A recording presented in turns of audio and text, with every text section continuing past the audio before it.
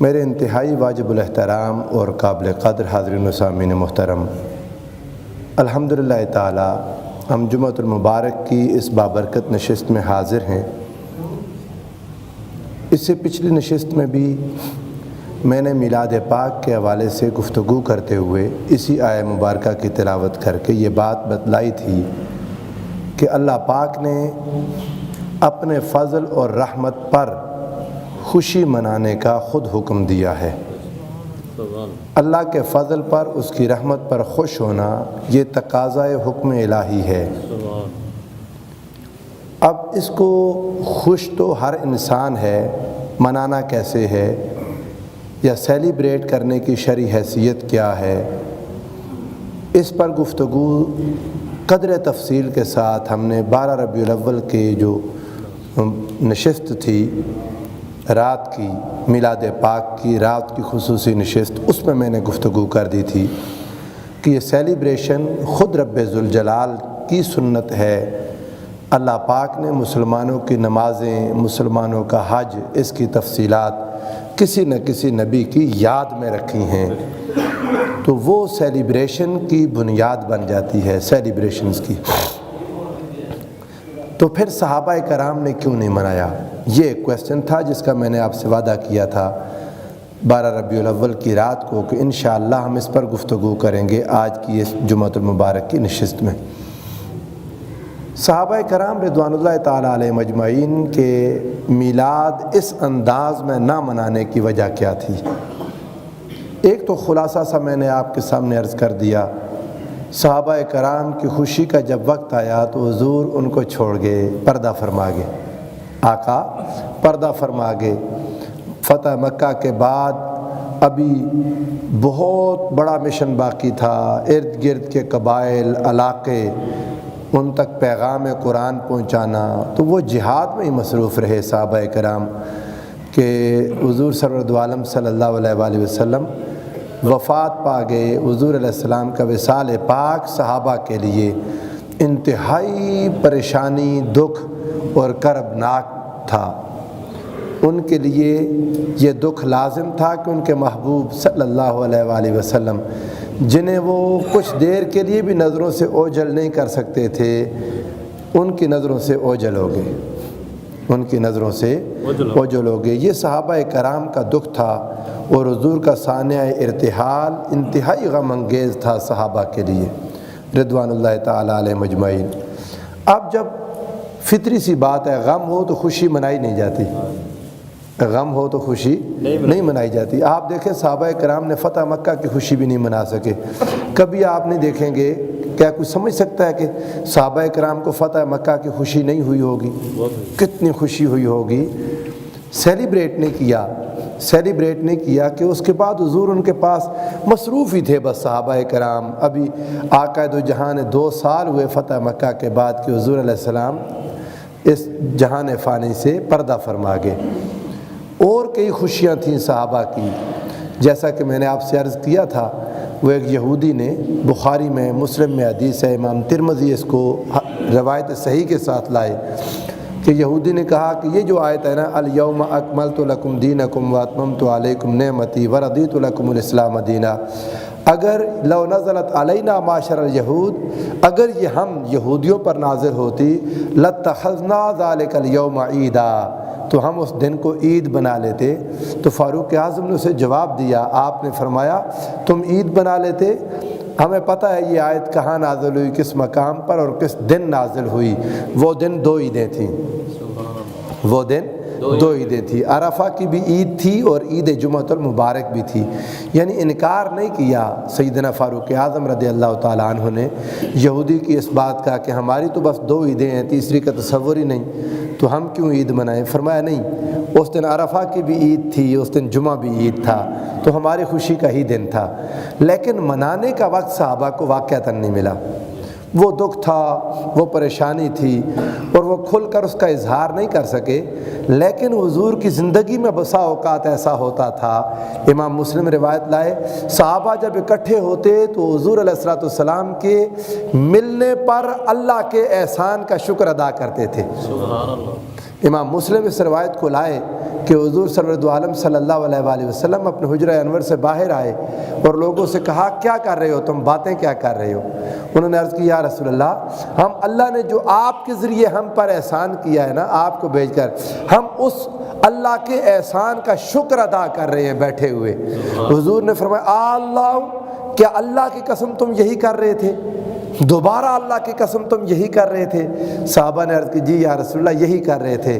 فرمایا مجھے جبریل امین نے بتایا آسمان کے فرشتے تم پر رشک کر رہے تھے، میں اس لیے تم یہ بات پوچھنے آیا ہوں کہ تم بات کیا کر رہے تھے جس پر آسمان کے فرشتے رشک کریں۔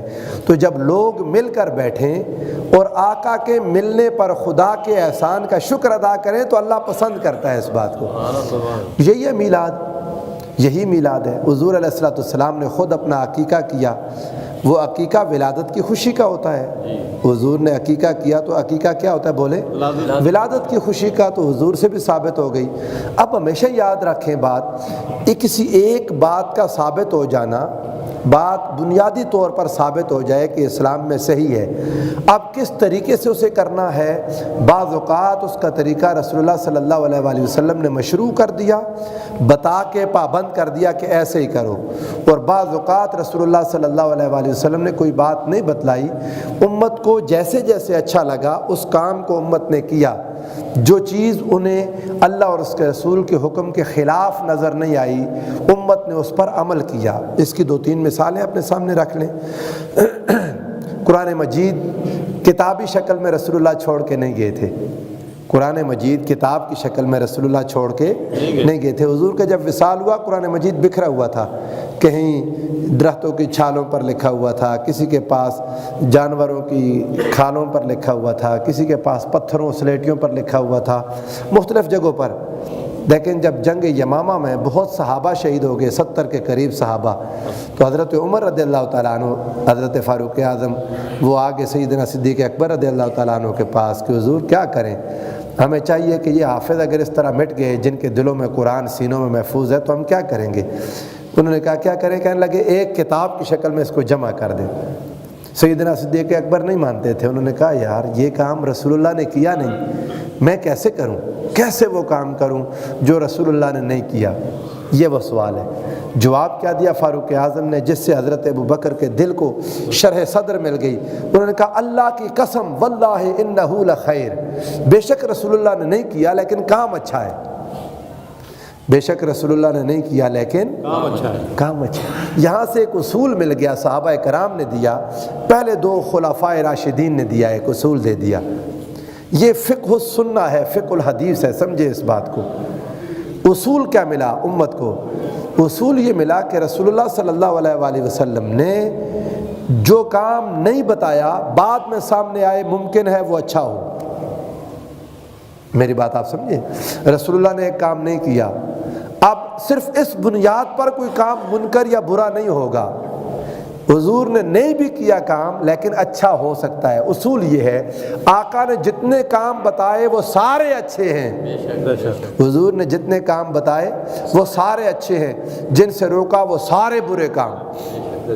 لیکن بعض اوقات کوئی اچھا کام ایسا سامنے آ سکتا ہے جو اللہ اور اس کے رسول نے نہیں بتایا، لیکن امت کی عقل تسلیم کرتی ہے اچھا ہے، رسول اللہ نے نہیں روکا، رسول اللہ نے نہیں روکا، اس کام میں برائی کوئی نہیں ہے، اس کام میں حکمت نظر آ رہی ہے، ہر بندے کو سمجھ آ رہی ہے، بے شک رسول اللہ نے نہیں کیا لیکن کام اچھا ہے۔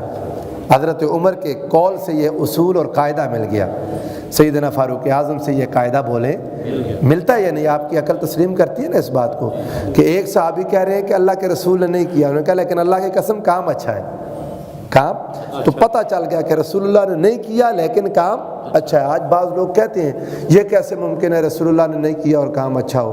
حضور سارے اچھے کام بتا کے چلے گئے، بس اب اس کے بعد کوئی اچھا نہیں، تو میں آپ کو گنتی لگا کے دیتا ہوں ابھی کتنے اچھے کام امت نے بعد میں اختیار کیے جو رسول اللہ نے نہیں کیے، لیکن اسلام کی فطرت میں ایک ایسی وسعت ہے اسلام کی فطرت میں کہ قیامت تک اچھے کاموں کا دروازہ کھلا ہے۔ اب آپ دیکھیں قرآن مجید کو ایک کتاب کی شکل میں جمع کر دیا، لیکن قرأتیں مختلف تھیں، قرآن مجید کی قرأتیں مختلف تھیں، قبیلے مختلف آپ دیکھتے ہیں، جیسے ہر زبان میں ایسے ہوتا ہے۔ پنجابی ہے، آپ ایریا وائز آپ سفر کرتے جائیں تو آپ کو اس کے ڈیفرنٹ ڈائلیکٹس ملتے جاتے ہیں، ایسا ہے نا، لینگویجز میں ایسے ہوتا ہے، عربی زبان میں بھی ایسے ہی ہوا، مختلف قبیلوں کے انداز الگ تھے، مختلف طریقے الگ تھے، ادائیگی الگ تھی۔ وہ صحابہ کرام اپنا اپنا قرآن لیتے، وہ سفر کرتے، جہاں بھی جاتے لوگوں کو پڑھاتے، وہ جس قبیلے کے ہوتے لوگ اس انداز سے پڑھنے لگ جاتے۔ سیدنا عثمان غنی کے زمانے میں یہ واقعہ پیش آیا، حضرت عثمان کے پاس حضرت عمار بن یاسر آ گئے، انہوں نے کہا امیر المومنین بڑا مسئلہ، لوگ کس طرح پڑھ رہے ہیں، یہ تو جو امت آگے بڑھے گی پتہ نہیں کتنے قرآن بن جائیں گے، کیا کریں؟ انہوں نے کہا ایک قرات پر اکٹھا کر دیں، لوگوں کو ایک قرات پر اکٹھا کر دیں۔ رسول اللہ نے اکٹھا نہیں کیا، سیدنا عثمان غنی نے اکٹھا کر دیا۔ آپ میری بات سمجھ آ گئی آپ کو؟ رسول اللہ صلی اللہ علیہ وآلہ وسلم نے اکٹھا نہیں کیا، لیکن حضرت عثمان غنی نے اکٹھا کر دیا۔ آج تک عثمان غنی کو جامع القرآن کہتے ہیں۔ کیوں؟ جامع القرآن قرآن کی تلاوت پر اکٹھا کرنا۔ آپ نے باقی سارے لیے نسخے جو مختلف قبیلوں کے انداز میں لکھے ہوئے تھے، مختلف قبیلوں کے لہجوں میں لکھے ہوئے تھے، ان کو شہید کر دیا، ختم کر دیا، تلف کر دیا۔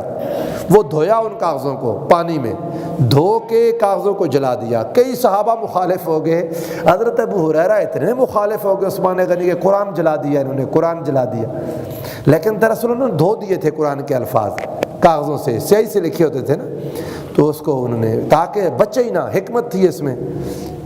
تو کام صحابہ کرام بھی سمجھے کہ رسول اللہ نے کہ انہوں نے کیسے کر دیا، لیکن امت سمجھ گئی، رسول اللہ نے نہیں بتایا لیکن کام اچھا تھا۔ اچھا آپ اور آگے بڑھیں، قرآن مجید عربوں سے باہر نکلا، جب عجمیوں میں گیا زبر زیر نہیں لگے ہوئے تھے، زبر زیر نہیں لگے تھے، نقطے نہیں لگے ہوئے تھے قرآن پاک پر۔ اب ایک صرف قرآن سے سب نقطے، سلیمان بن عبد الملک کا زمانہ تھا، حجاج بن یوسف سے اس نے کہا، اور انہوں نے پھر علماء کو جو اس وقت بڑے لینگویجز کے ماہرین تھے انہوں نے اس پر زبر زیر پیشیں لگا دی حضور کی تلاوت کے مطابق، صحابہ کرام کے زمانے میں موجود ہوتے ہوئے۔ تو وہ کہتے کہ نبی پاک نے یہ کام نہیں کیا تو یہ اچھا ہی نہیں ہے، ہم کیوں کریں؟ ڈیمانڈز پڑتی ہیں، ڈیمانڈ بڑھتی، یہ وہ نئے کام تھے۔ نیا کام بدعت ہوتا ہے، یاد رکھیں، نیا کام بدعت ہوتا ہے، لیکن ضروری نہیں کہ برا بھی ہو، بدعت کے لیے لازمی نہیں کہ وہ بری ہی ہو۔ یہ جو ایک کانسیپٹ لوگوں نے دیا ہوا ہے عجیب و غریب ہے، اللہ جانے کہاں سے لے کے آگے، کہ جب بس کام نیا ہے تو بدعت ہے، بس بدعت ہے تو گیا، یہ نہیں ہے، یہ کوئی اصول قاعدہ نہیں ہے۔ نئے کام آپ آ جائیں قرآن مجید پر، پھر رکوع لگے، آپ ابھی بھی قرآن مجید کی رکوعات کو دیکھ لیں، رکوع جو قرآن پاک کے ہیں، عربوں سے قرآن لیں، ان کے رکوع اور جگہوں پر ہوں گے، ہمارے اور جگہوں پر ہیں۔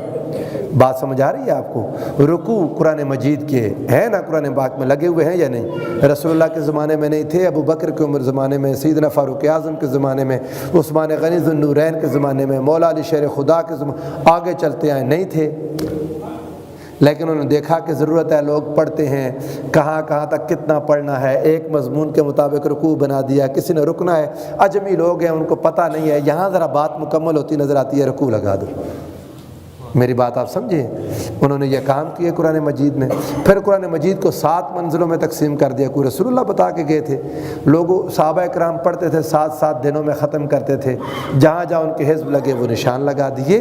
یہ ضرورت بنتی رہتی ہے زمانے میں، رسول اللہ نے یہ قاعدہ قانون دیا ہی نہیں کہ میں نے نہیں بتایا تو بس اب ختم۔ حضور علیہ السلام نے حدیث پاک ضرور لکھوائی، آپ نے سامنے لکھوائی، لیکن بعد میں وہ حدیث پاک کے کتابیں اکٹھے ہو کے بخاری، مسلم، سیاہ ستہ بنی۔ کیا بولے؟ سیاہ ستہ۔ پھر جامع الکتب التسع 9 کتابیں، پھر 6 کتابیں، امت ساری۔ آج لفظ آپ سنتے ہیں نا سیاہ ستہ، سیاستہ لفظ سنتے ہیں یا نہیں بولے؟ نہ کبھی نبی پاک نے بولا، نہ صحابہ کرام نے بولا، نہ تابعین نے بولا، نہ تبع تابعین نے۔ 250 سال گزر گئے حضور کے وصال پاک کے بعد، 200 سال بعد یہ کام شروع ہوا، اور 350 سال تک جا کے یہ مکمل ہوا، سیاہ ستہ بن گئی۔ सिहाए सित्ता बन गई, फ़िक़्ह की किताबें मुरतब हुई, कुरान मजीद की तफसीरें लिखी गईं। ये सारी कहाँ थीं हुज़ूर के ज़माने में? हुज़ूर अलैहिस्सलाम ने मुख्तसर काम की बुनियाद हुज़ूर ने दे दी थी, उम्मत ने आगे उसको बढ़ाया। बुनियाद रसूलुल्लाह ने दी, बुनियाद बोले रसूलुल्लाह ने दी, उम्मत ने आगे बढ़ाया। ऐसे ही मीलाद की बुनियाद भी कुरान ने दी है।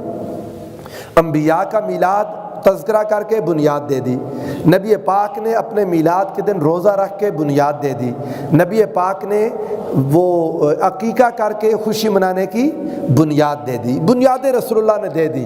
वो बच्चियाँ खुशी मना रही थीं यौम बुआस की, उन्हें इजाज़त दे के रसूलुल्लाह ने बुनियाद दे दी। वो रोज़ा रखते थे यहूद 10 मुहर्रम का, आशूरा के दिन का, कि उस दिन अल्लाह पाक ने नज्जल्लाहु बनी इसराइल मिन फ़िरौन, फ़िरौन के जुल्म से अल्लाह ने बनी इसराइल को निजात दी थी।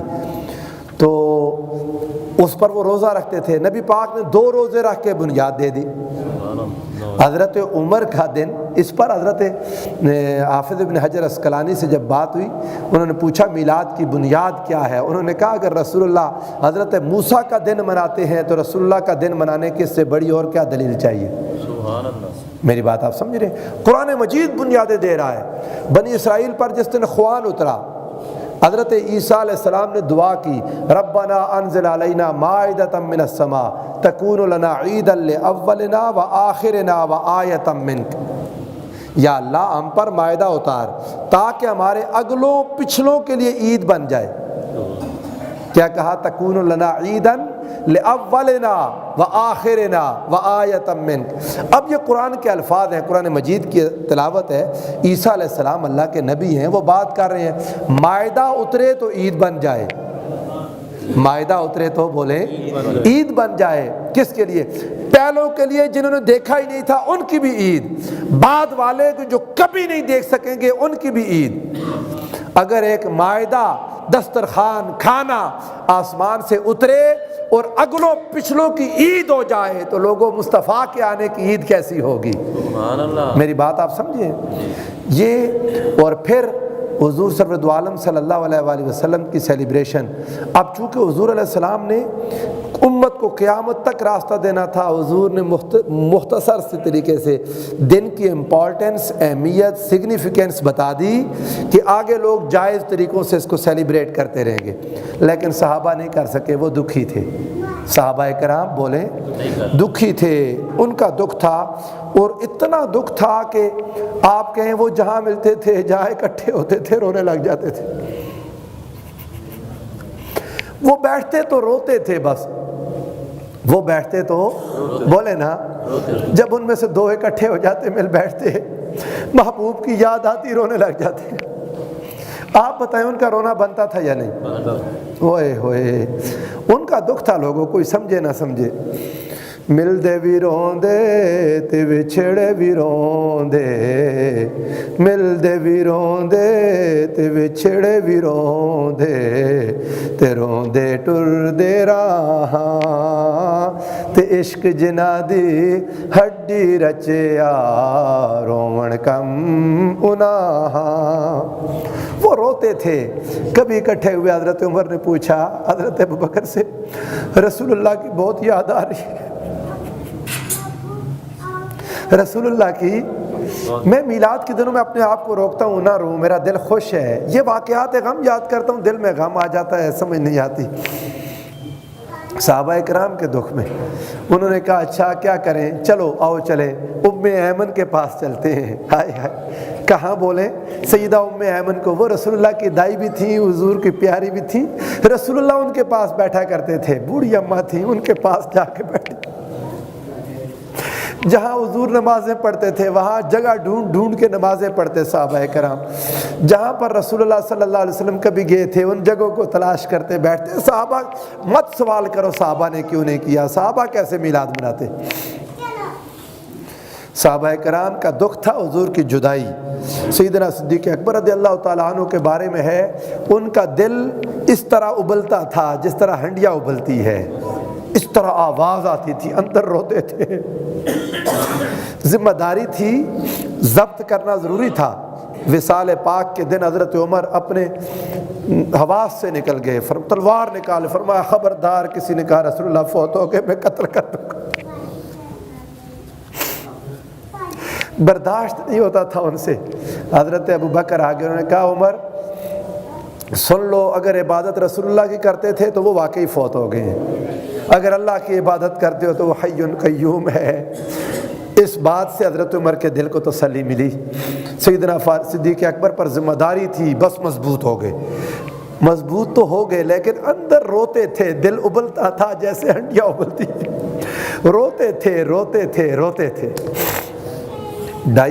اور ایسا وقت آیا، سیدہ عائشہ صدیقہ سے مروی روایت ہے، وہ فرماتی ہیں کہ جس طرح گوشت جلتا ہے نا، اس طرح کی جیسے گوشت جل جائے تو اسمیل آتی ہے، ایسی اسمیل آتی تھی ان کے جسم سے بعض اوقات جیسے آگ لگی ہو، عشق کی آگ لگی تھی۔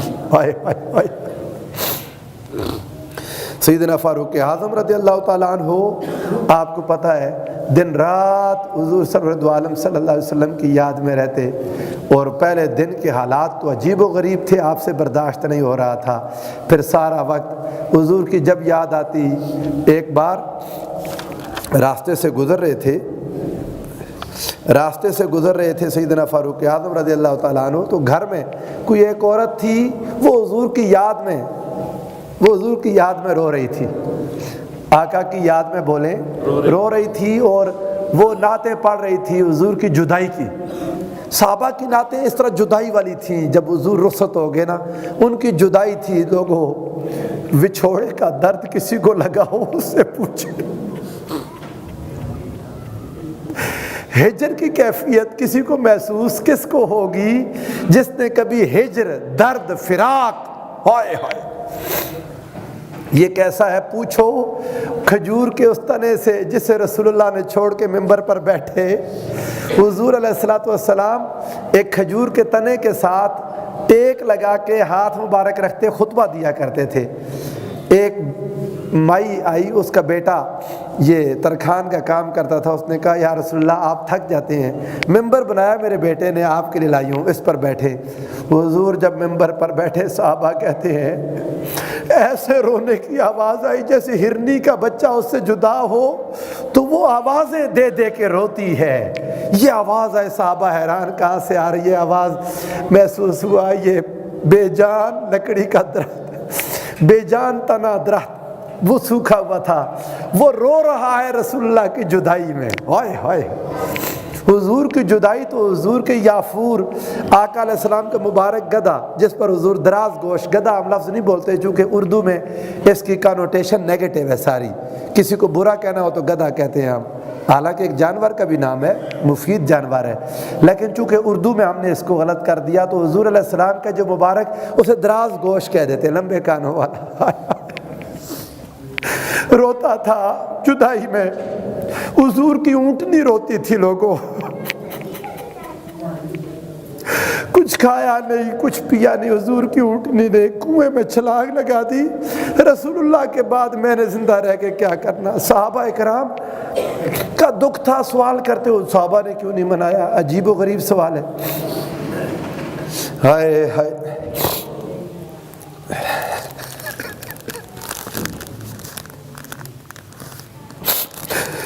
صحابہ کرام دکھے ہوئے تھے لوگوں، اگر وہ مناتے بھی تو مکہ کے رواج کے مطابق منانا تھا، انہوں نے ہمارے رواج الگ ہیں، رسم و رواج، طور طریقے، اسلام ان کو جگہ دیتا ہے، جو چیز اسلام کے خلاف نہ ہو کسی علاقے کے رسم و رواج میں جائز ہے۔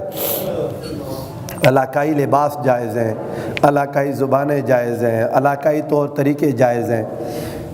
آپ عید الفطر، میری ایک اچھے عالم ہیں، ان کے ساتھ گفتگو ہوئی، وہ مجھے کہہ رہے تھے جی کہ بس خوشی منانے کا طریقہ رسول اللہ سے ہی لینا ہے، عید الفطر دیکھیں ہم نے رسول اللہ سے ہی لی۔ میں نے ان سے کہہ دیا، میں نے پوچھا، میں نے کہا آپ جو عیدی دیتے ہیں بچوں کو عید الفطر کے دن، یہ رسول اللہ کی سنت ہے؟ دیتے ہیں یا نہیں دیتے؟ بولیں۔ دیتے ہیں نہ دیں گناہ ہے، رسول اللہ نے تو یہ کام نہیں کیا۔ عیدیں آئیں نا نبی پاک کی زندگی میں، لوگ جاہل بنتے ہیں، نبی پاک کی زندگی میں 12 ربیع الاول اتنی دفعہ آیا، حضرت ابوبکر صدیق کی اتنی دفعہ آیا۔ اللہ کے بندو خدا کا خوف کرو، تم یہ چاہتے ہو کہ نبی کا دن آئے اور ایسے ہی گزر جائے جیسے کچھ ہوا ہی نہیں؟ یہ امت ایسے نہیں کر سکتی، رسول اللہ کا دن منائے گی، ہر سال جوش سے منائے گی، شوق سے منائے گی، اور انشاءاللہ یہ ذمہ داری اللہ نے خود اٹھا رکھی ہے۔ باقی ذمہ داری وَرَفَعْنَا لَكَ ذِكْرَكَ کہہ کے خدا نے میرے مصطفیٰ زمانے سے بے شک اور نیکیاں کم ہوتی جائیں، تیرا میلاد بڑھتا جائے گا۔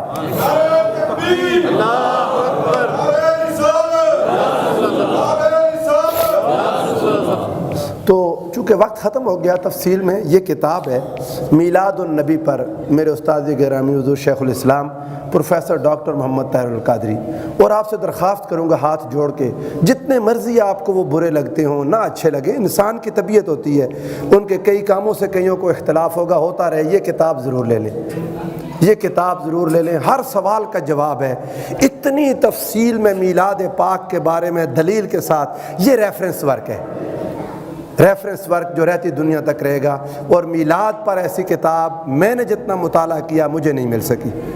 یہ صرف محبت کی وجہ سے نہیں کہہ رہا، میرا ایک تعلق ہے، شاگرد کو محبت ہوتی ہے اپنے استاد سے، میں آپ کو مجبور نہیں کر سکتا کہ آپ بھی کریں، ہر کسی کا اپنے استاد، اپنے شیخ، اپنے مربی، اللہ سب کو سلامت رکھے، جو رسول اللہ کی تعریف کرتے ہیں اللہ سب کو سلامت رکھے، سب کے کاموں میں اللہ برکت دے، مگر یہ کتاب اپنے گھر میں ضرور رکھیں، اس کا PDF بھی مل جاتا ہے، ڈاؤن لوڈ کر لیں موبائلوں میں، لیکن موبائل میں زیادہ پڑھا نہیں جاتا، یہ کتاب لیں، خود پڑھیں، یاد کریں، گھروں میں میلاد کروائیں اور اس کو یاد رکھیں اپنے پاس انشاءاللہ۔ اس میں یہ پورا ایک چیپٹر ہے جس میں یہ صحابہ اکرام کے واقعات درد اور غم ہیں، یہ آپ اس کو پڑھ لیں تو آپ کا یہ مضمون مکمل ہو جائے گا۔ اللہ پاک ہمیں رسول اللہ کی محبت نصیب فرمائے، حضور کا میلاد ہم نہیں چھوڑ سکتے، جب تک زندہ ہیں آقا کا میلاد منائیں گے، اللہ کی قسم سارا سال حضور کے میلاد کے انتظار میں جیتے ہیں، میلاد مصطفیٰ کے انتظار میں جیتے ہیں، اور اللہ پاک وقت لاتا ہے دل خوش ہو جاتا ہے، باغ و بہار ہو جاتا ہے، ہم اللہ وسائل دے، ہم حضور کا میلاد ہر سال اچھا کرتے جائیں گے، پیارا کرتے جائیں گے، مگر ایک اعتراض نہ منانے والوں کا، ایک اعتراض جس کا کوئی جواب کسی کے پاس نہیں ہے، ہم لاجواب ہیں، وہ ہے ہم حضور کی سیرت پر عمل نہیں کرتے، ہم میلاد منانے والے رسول اللہ کی سیرت پر عمل میں پیچھے ہیں۔ لوگوں ہاتھ جوڑتا ہوں، یہ اعتراض دلیلوں سے ختم نہیں ہوگا، اس اعتراض کے لیے عمل کرنا پڑے گا، رسول اللہ کی سیرت کو اپنانا ہوگا، رسول اللہ کی سنت کو اپنانا ہوگا، رسول اللہ کے طریقے کو اپنی زندگی میں لانا ہوگا، نماز کی پابندی کرے، روزے کی پابندی کرے، حسن سلوک کی پابندی کرے، نیکی اختیار کرے، ان لوگوں کی زبانیں بند کر دیں جو کہتے ہیں سیرت پر آپ عمل نہیں کرتے، ہم سیرت پر عمل کریں، ہمارا میلاد اور مقبول ہوگا، اور مقبول ہوگا۔ اللہ پاک ہم سب کے حال پر رحم فرمائے۔